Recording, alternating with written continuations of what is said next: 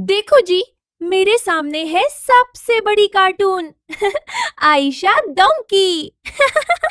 उमर, ये क्या बात है? मैं तुम्हारी बहन हूँ। अस्सलाम वालेकुम बच्चों। वालेकुम अस्सलाम दादा जान। अभी मैंने सुना उमर ने आयशा को डोंकी कहा। बेटा ये बहुत बुरी बात है। दादा जान, मैं तो मजाक कर रहा था। मजाक में भी नहीं बोल सकते। रसूल करीम सल्लल्लाहु अलैहि वसल्लम ने फरमाया, मुसलमान को गाली देना गुनाह है और उसे कत्ल करना कुफ्र है। बेटा, जब तुम किसी मुसलमान को गाली देते हो तो अल्लाह ताला के नज़दीक बहुत बुरा काम करते हो। उमर, जब तुम मुझे गाली देते हो ना, मेरे दिल को दुख होता है।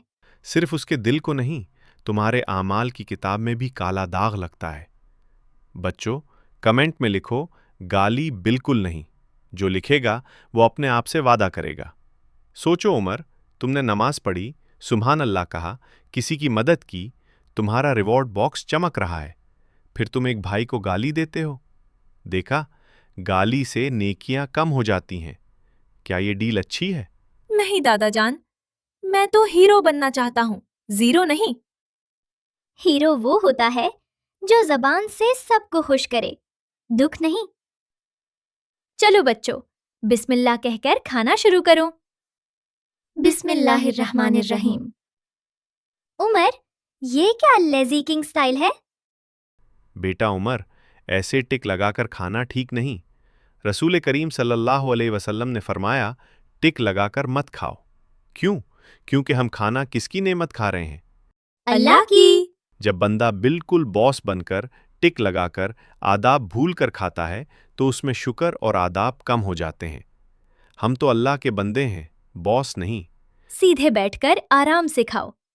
खाना हमेशा दाएं हाथ से खाओ। हाथ से ज्यादा ना हिलाओ। खाना जमीन पर ना गिरने दो।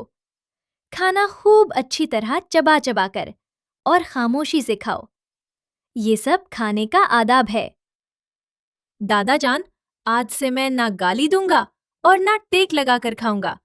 मुझे भी अल्लाह का प्यारा बच्चा बनना है। मैं भी अपनी जबान का ख्याल रखूंगी।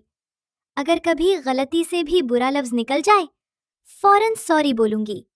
यही तो असली हीरो होता है, जो गलती समझकर वापस अल्लाह की तरफ आ जाए।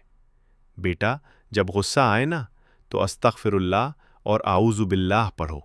बच्चों, अगर आप भी गाली नहीं देना चाहते तो अभी लाइक बटन दबाओ और सब्सक्राइब करो। और अगर आप भी टेट लगाकर खाना छोड़ देंगे तो शेयर करो, ताकि दूसरे बच्चे भी सीखें।